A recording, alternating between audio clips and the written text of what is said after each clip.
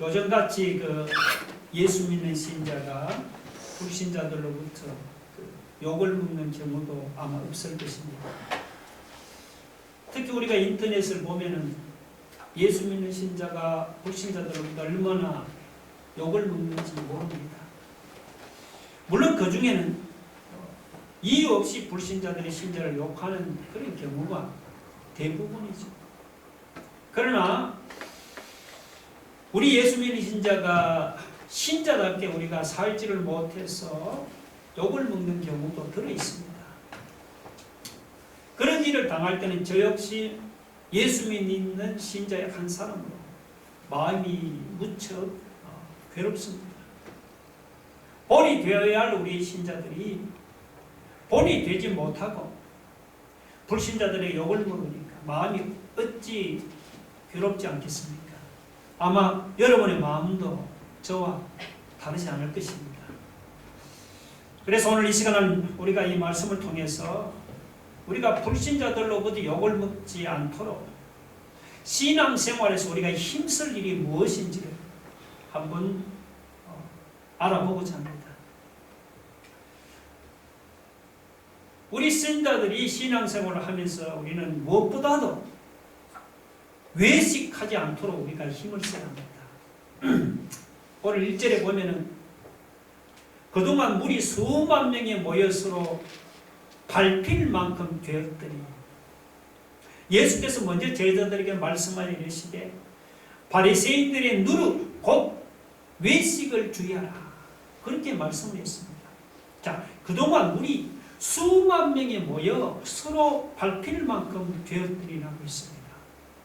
예수님께서 바리새인의 그 집에서 이제 식사하시는 동안에 집 밖에는 수만 명의 사람들이 몰려들었습니다.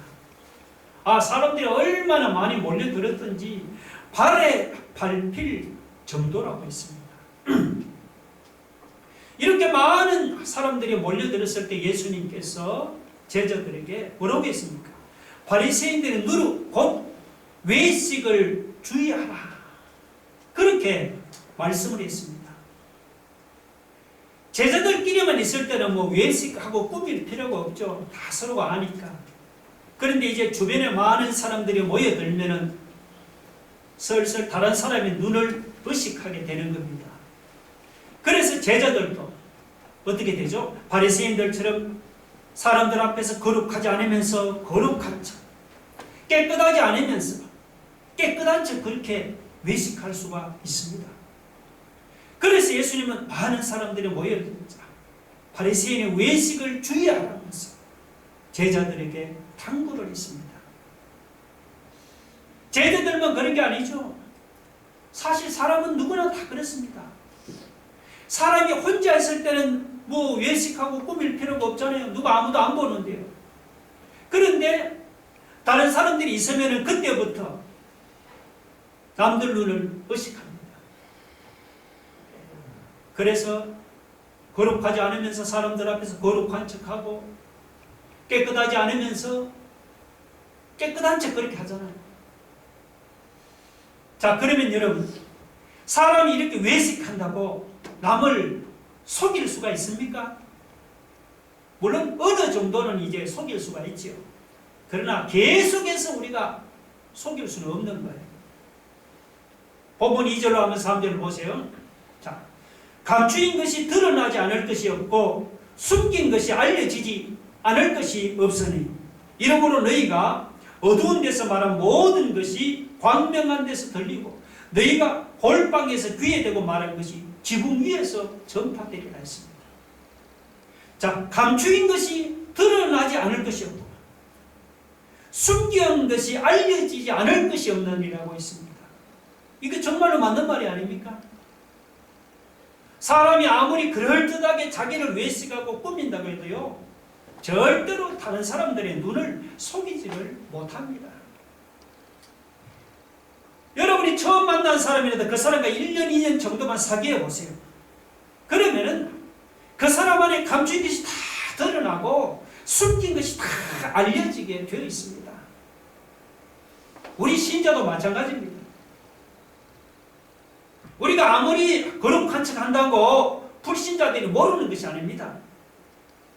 우리가 아무리 거룩한 척 깨끗한 척 외식해도 불신자들이 우리를 보고 금방 알아차립니다. 그래서 불신자들이 신자를, 예수 믿는 신자는 극과 속이 다른 위선적인 사람이라고 욕을 합니다. 신자가 불신자들로부터 이런 욕을 먹지 않으려면 우리는 신앙생활에서 외식하지 않도록 우리가 힘을 써야 합니다.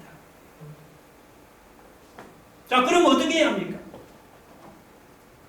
신자가 외식하지 않으려면 우리는 겉을 꾸미기보다 우리는 속을 꾸미는데 우리가 힘을 써야 합니다. 베드로전서 3장 4절 우리 한 같이 읽어봅시다. 긴데 같이 읽어보죠. 시작. 너희 단장은 머리를 꾸미고 겁을 차고 아름다운 옷을 입는 외모로 하지 말고 오직 마음에 숨은 사람을 온유하고 안정한 심령에 섞지 아니할 것으로 하노라. 이는 하나님 앞에서 값진 것이다. 자, 저것은 베드로가 여자들에게 주는 교훈입니다. 그런데 저것이 어찌 여자들에게만 주는 교훈이겠습니까? 예수 믿는 신자라면은 누구나 우리는 외모를 꾸미고 단장하기보다는 우리 마음에 숨은 속 사람을 꾸미고 단장하는데 우리가 힘을 써야 합니다. 속을 꾸미고 단장하는데 우리가 힘을 써야, 그래야 불신자들부터 겉과 속이 다른 위선적인 신자라고 우리가 욕을 먹지를 않습니다. 여러분은 어떻습니까? 여러분도 신앙생활에서 외식하지 않도록 어떻게 힘을 씁니까? 사람들 앞에서 겉을 거룩한 자 꾸미기보다 속을 거룩하게 하려고 하나님 앞에 힘을 씁니까? 겉을 깨끗한 자 꾸미기보다 여러분의 속 사람을 정말 깨끗하게 하려고 힘을 쓰고 있습니까? 지난 한 주간 동안 사람들 앞에서 겉을 경건한 자 꾸미기보다 여러분의 속 사람을 경건하게 하려고 힘을 쓰고 있습니까? 불신자들로부터 우리가 위선적인 신자라고 비난당하지 않기를 원한다면 겉으로 거룩한 척 깨끗한 척 외식하지 말고 사람들 앞에서 우리가 경건한 척 꾸미지 마시고 실제로 우리 속 사람 경건하게 하는 일에 여러분 힘을 쓰기 바랍니다. 실제로 여러분이 정말 죄를 멀리하고 정말 마음에 숨은 속 사람을 거룩하고 깨끗하게 단장하는 일에 더욱더 힘을 쓸 수 있기를 주의 이름으로 축원합니다.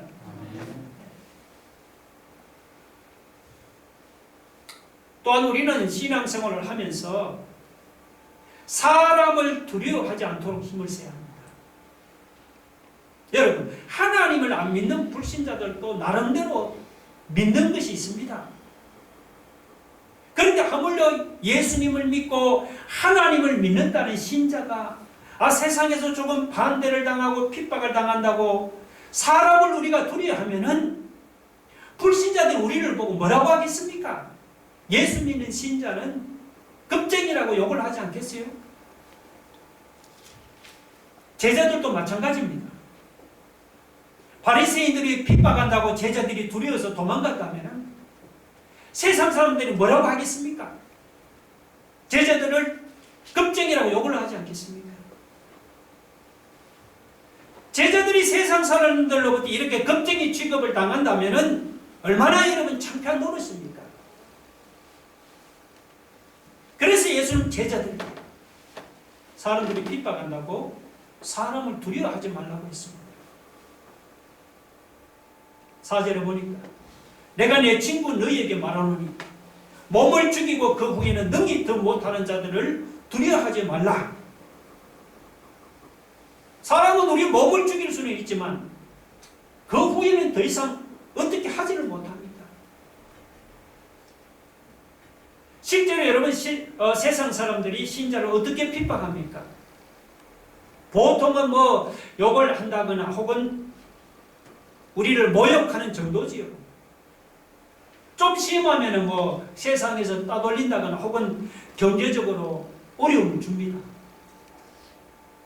더 심하면 그보다 더 심하면은 때리거나 혹은 감옥에 가둘 수가 있겠죠. 최악의 경우는 정말 죽이는 거죠. 그렇지만 죽인 후에는 세상 사람이 더 이상 어떻게 하지는 못하잖아요. 세상 사람들에게는 몸을 죽이는 것이 그러니까 최고의 핍박입니다. 그 이상 핍박은 없는 거죠. 그런데 하나님은 다릅니다. 하나님은 우리 몸만 죽이는 게 아니잖아요. 오제는 뭐라고 합니까? 마땅히 두려워할 자를 내가 너희에게 보이리니 곧 죽인 후에 또한 지옥에 던져넣는 권세 있는 그를 두려워하라. 내가 참으로 너희에게 이르노니 그를 두려워하라. 하나님은 사람을 죽인 후에 세상은 그걸로 끝이지만 하나님은 우리 몸과 영혼을 지옥에 던져넣는 권세 있는 분입니다. 여러분, 지옥이 어떤 곳인 줄 아십니까? 지옥은 뜨거운 불이 이글이글거리는 불못입니다. 불못. 뜨거운 불에 타는 고통으로 그 고통을 온몸으로 느끼지만 그러나 영원히 죽지 않는 곳이에요. 그곳이 지옥입니다. 기껏해야 우리 몸만 죽이는 세상 사람은 두려워해야 할 것입니까? 아니면 이렇게 우리 몸과 영혼을 영원히 타는 지옥의 불못에 던져넣는 권세를 가진 하나님을 두려워할 것입니까? 하나님을 두려워하는 것이 마땅하지 않아요? 그것뿐 아닙니다. 하나님은 어떤 분이에요? 하나님은 우리의 세밀한 부분까지 다 알고 계십니다. 6절에 보니까 참새 5마리가 2 아사리온에 팔리는 것이 아니냐. 그러나 하나님 앞에는 그 하나도 잊어버릴 수 있는 바 되지 아니하시는도다 했습니다. 이 아사리온은 100원짜리 동전 정도입니다. 그러니까 200원에 5마리 팔리는 그 보잘것없는 참새 생명도 하나님은 잊지 않고 기억하시는 아주 세밀하신 분입니다. 그뿐이 아니죠. 7절에 보니까 너희에게는 심지어 머리털까지도 다 세신 바 되었나니 했습니다. 하나님께서 얼마나 세밀하신 분인가 하면은 우리 머리털까지 다 세실 정도입니다. 세상에 여러분 자기 머리털이 몇 개인지 아는 사람 있어요? 아무도 없잖아요. 하나님은 우리를 그만큼 세밀하게 알고 계신다는 거예요. 머리털까지 알고 계시는 분이 우리 집에 숟가락이 몇 개인지까지 모르겠습니까? 우리 머리털까지 다 세시는 하나님께서 지금 여러분이 무슨 문제를 어려워하는지 그거 모르겠습니까? 보잘것없는 참새 한 마리 생명도 잊지 않고 돌보시는 그 하나님께서 우리 생명을 돌보시지 않겠습니까? 7절은 뭐라고 합니까? 두려워하지 말라. 너희는 많은 참새보다 더 귀하니라. 참새에 비교할 수 없는 귀한 우리 생명을 하나님께서 당연히 돌봐주시지 않겠습니까? 여러분, 하나님을 모르는 불신자들도 어려움을 당할 때는요, 나름대로 믿는 것이 있습니다. 어떤 사람은 자기 능력을 믿고 어려움을 이겨나가죠. 또 어떤 사람은 어려울 때 사랑하는 그 가족을 믿고 그 어려움을 이겨나갑니다. 어떤 사람은 나름대로 어떤 하늘의 선한 뜻을 믿고 어려움을 이겨나가죠. 이도저도 아니면은 막연히 장래에 잘 될 것이라고 믿고 지금의 어려움을 이겨나갑니다. 불신자들. 그런데 하나님을 믿고 예수님을 믿는다는 우리 신자가 어려움을 당한다고 그냥 핍박하는 사람들을 두려워하면 어떻게 되겠어요? 불신자들이 우리를 보고 겁쟁이라고 욕하지 않겠습니까? 우리가 불신자들 앞에서 이런 겁장이라고 창피를 당하지 않으려면 여러분 어려움을 당할지라도 사람을 두려워하지 마시고 하나님을 두려워하고 하나님을 믿어야 하지 않겠습니까? 우리가 믿는 하나님은 어떤 분이에요? 우리가 믿는 하나님은 사람을 죽인 후에 지옥에 던져넣는 권세를 가진 분 아니에요. 우리가 믿는 하나님은 우리 머리털까지 다 세시는 분이에요. 참새 한 마리의 생명도 잊지 않고 돌보시는 세밀하신 분이다. 여러분, 이런 권세 있는 하나님, 이런 세밀하신 하나님께서 여러분이 당하는 문제 하나를 여러분이 해결해 주시지 않겠습니까? 당연히 해결해 주신단 말이죠. 여러분, 그 사실을 믿으십니까? 그러면 우리가 비록 세상에서 우리가 믿음 없이 사람을 두려워하는 겁쟁이 신자가 되지 마시고, 우리가 믿음을 가지고 오직 하나님을 두려워하는 그런 용기 있는 신자들이 되기를 주의 이름으로 축원합니다.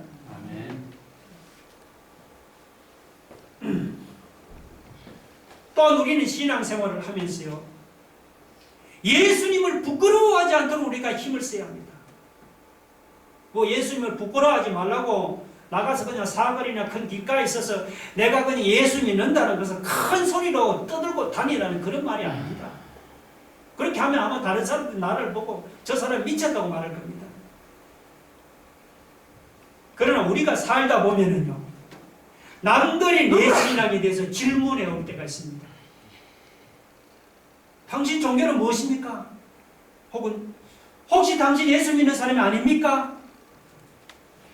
남들이 나에게 이런 질문을 할 때는 여러분 어떻게 해야겠습니까? 그때는 내가 예수 믿는다는 것을 부끄러워해서는 안 된단 말이죠. 그때는 내가 예수 믿는다는 것을 무사람들 앞에서 당당하게 우리가 밝힐 수 있어야 합니다. 그런데 그렇게 하지 못하는 신자들이 들어있습니다. 물론 이렇게 교회에 와서 보면은 다들 예수님은 잘 믿는 것 같지요. 예배 드릴 때 보면 기도도 잘하고 찬송도 잘 부릅니다.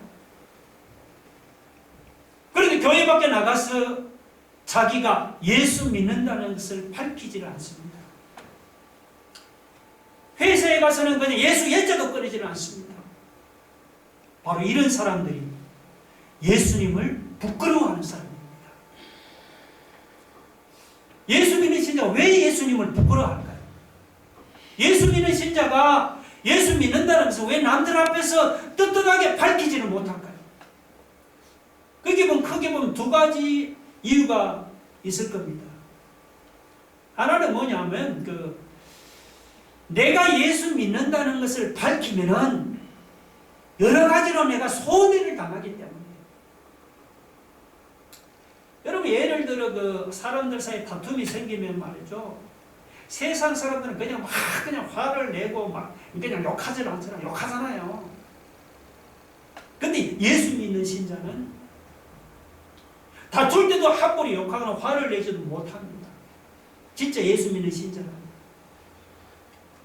세상 사람들이라면 당연하게 행사할 수 있는 권리마저 때로는 우리는 예수 믿는다는 그 이유 때문에 우리는 양보해야 할 때가 있습니다. 그러니까 이렇게 손해보는 것이 싫어서 그냥 교회 밖에서 예수 믿는 것을 숨기는 신자들이 들어있습니다. 또 하나는 신자가 신자답게 살지 못하기 때문에 예수님을 부끄러워합니다. 말은 신자고 집사고 장로지만 밖에 하는 것을 보면 안 믿는 세상들과 똑같이 하거든요. 같이 술 마시고 같이 담배 피고 같이 노름하면서 똑같이 살아갑니다. 그러면서 사람들 앞에서 어떻게 내가 예수 믿는다고 말할 수가 있겠습니까? 자기 입으로. 이렇게 해서 세상 사람들이 보기에 부끄러워서 그냥 예수 믿는다는 것을 밝히지를 못합니다. 그런데 여러분, 숨긴다고 내가 예수 믿는 것을 남들이 모릅니까? 아니에요. 숨긴다고 다 드러나게 되어 있습니다. 그런데 그렇게 드러나면은 세상 사람들이 내 앞에서는 예수 믿는 신자가 참 화통해서 좋다, 그렇게 믿어야 된다는 나를 치켜 올리지만, 근데 그 사람이 돌아서서는 저게 무슨 예수 믿는 신자냐, 저게 무슨 집사냐, 저게 잡사지, 이러면서 사실 나를 욕하는 거예요. 그리고 우리가 신자답게 살지 못하면 불신자들은 우리가 이렇게 욕을 먹는 겁니다. 때부터만 욕을 먹는 게 아니죠. 9절에 뭐라고 합니까? 내가 또한 너희에게 말하노니 누구든지 사람 앞에서 나를 시인하면 인자도 하나님의 사자들 앞에서 그를 시인할 것이고 사람 앞에서 나를 부인하는 자는 하나님의 사자들 앞에서 부인을 당하리라 했습니다. 마태복음을 보면 여기 하나님의 사자들 대신에 하나님 앞에서라고 아주 직설적으로 말했습니다. 자, 이런 마태복음 저기 한번 보세요.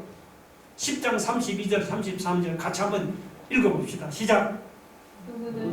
사람 앞에서 나를 시인하면 나도 하늘에 계신 내 아버지 앞에서 그를 시인할 것이고 누구든지 사람 앞에서 나를 부인하면 나도 하늘에 계신 내 아버지 앞에서 그를 부인하리라.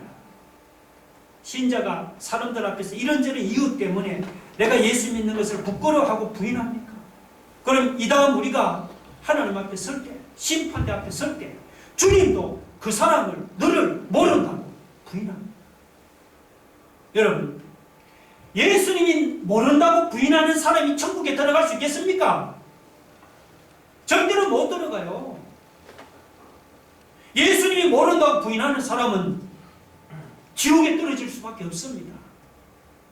그러니까 신자가 살아가면서 주님을 부끄러워하고 부인하는 것이 나중에는 이렇게 심각한 결과를 초래한다는 것을 우리가 알아야 합니다. 우리가 이 다음 하나님의 심판대 앞에 설 때 예수님께서 우리를 모른다고 부인하면 얼마나 낭패입니까? 그런 낭패를 안 당하려면 지금 사람들 앞에서 예수 믿는다는 것을 부끄러워하지 맙시다.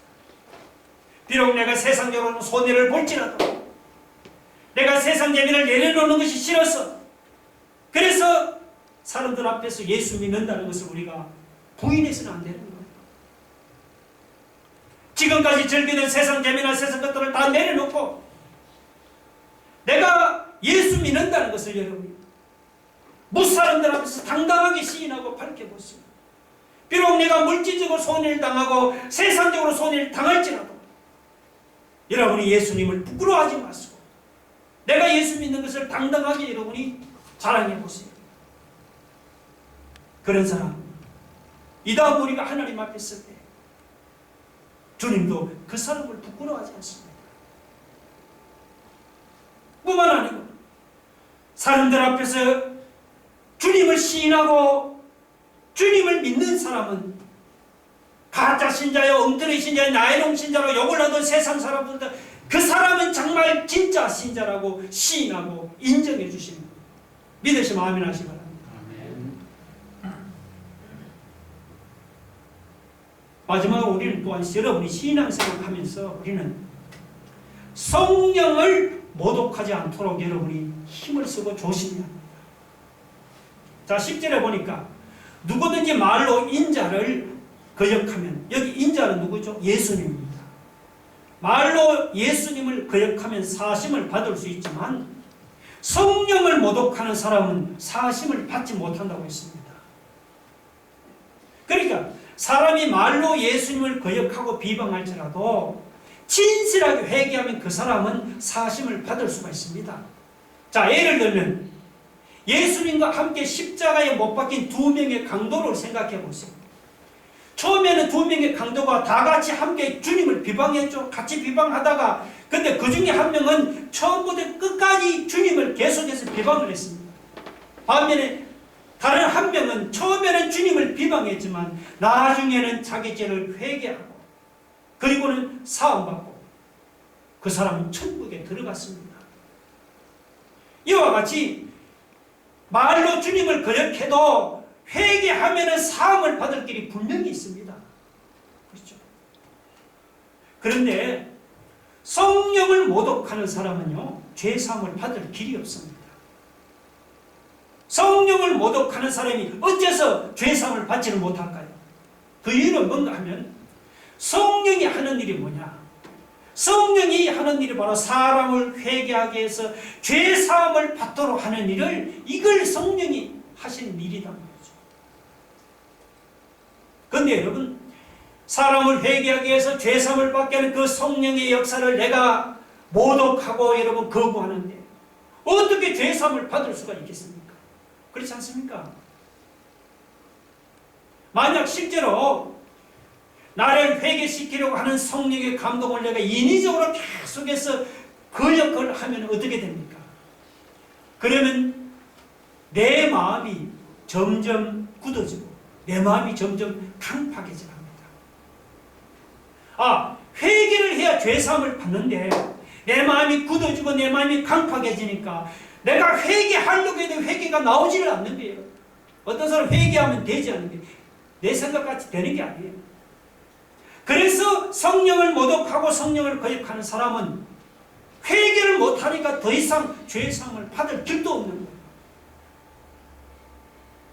그러다 여러분 우리가 성령에 순종하지 않는 것이 다 성령을 모독하는 것이 아닙니다. 우리 예수 믿는 신자들 때로는 마음으로는 우리가 성령에 순종하고 싶지만 우리 육신이 약하지 않습니까? 육신이 약하죠. 그래서 우리가 본의 아니게 성령께 우리가 불순종했어. 그래서 성령의 감동을 우리가 소멸시킨다든지 혹은 성령을 근심하게 할 수가 있습니다. 그런 일을 할 수가 있습니다. 그렇다고 그런 것들이 성령을 모독한다거나 그것이 성령을 거역하는 것은 아니다 말이죠.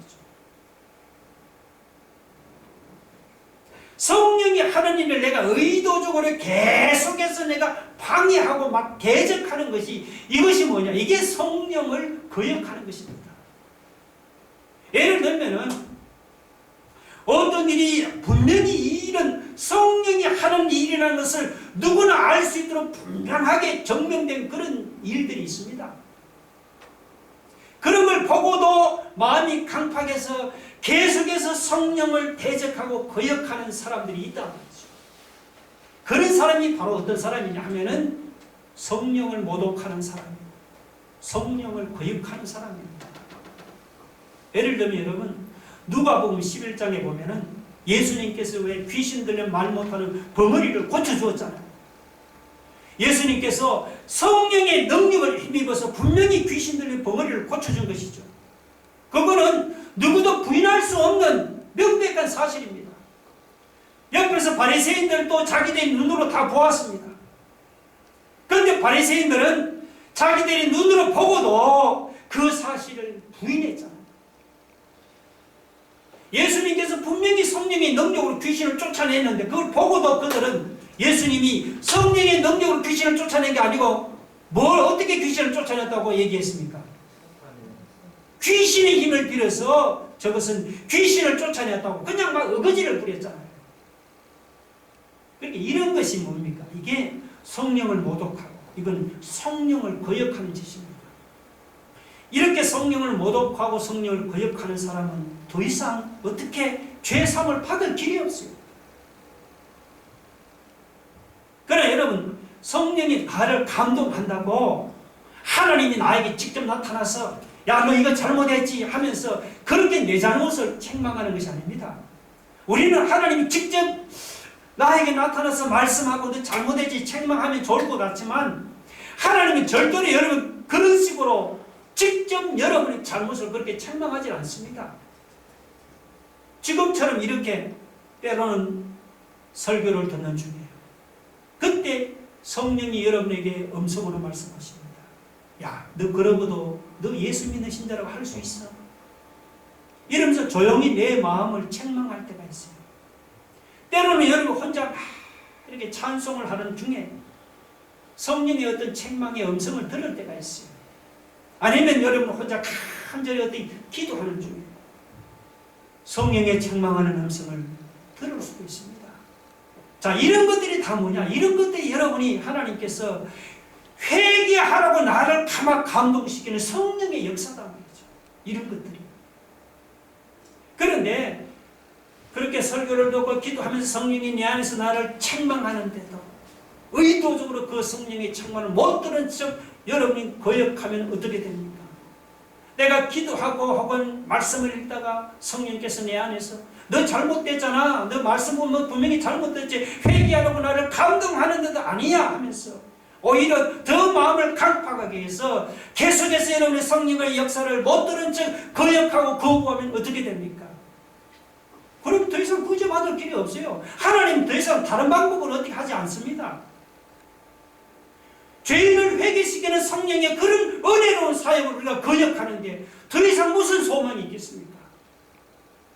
여러분께서 혹은 이렇게 설교를 듣다가 혹은 개인적으로 성경을 깊이 묵상을 하다가 아니면 여러분께서 어떤 문제를 가지고 기도하다가 나를 책망하고 잘못됐잖아, 나의 죄를 지적하는 그 성령의 음성을 여러분 듣습니까? 그때는 그 성령의 음성을 여러분이 의도적으로 배척하고 거역하지 못했어요. 싫어도 그때는 내 마음을 여시고 그 성령의 인도에 나를 맡기시기를 바랍니다. 이렇게 내 마음을 열고 성령의 인도에 나를 맡기면은 나를 회개케 하고 나를 살리고 나를 회복시키는 성령의 놀라운 역사가 나타날 줄로 믿으시기 바랍니다. 우리 한번 기도하겠습니다. 여러분, 우리가 성령을 거역하면 더 이상 죄사함을 받을 길이 없습니다. 때로는 나를 책망하는 성령의 음성이 마음이 아플지라도 여러분 거역하지 마시고 마음을 열고 성령의 인도에 나를 맡기게 하옵소서. 여러분이 신앙생활을 하면서 손해를 당해도 여러분이 주님을 부끄러워하지 말고 당당하게 주님을 신하시기 바랍니다. 좀 어려움을 당해도 사람을 두려워하지 마시고 우리 영혼을 주에게 던져놓을 수 있는 권세, 우리를 세밀하게 돌보시는 하나님을 두려워해서 그런 삶을 살아가게 하옵소서. 우리가 세상 앞에 겉으로 거룩하지 외식하지 말고 우리의 속 사람을 거룩하고 깨끗하게 단정하는 데 힘을 쓰는 그런 삶을 살기를 원합니다. 우리 한번 나같이 한번 통성을 기도하겠습니다. 하나님 아버지, 오늘 주님이 우리에게 주시는 귀한 말씀, 아버지 하나님, 성령께서 때로는 하나님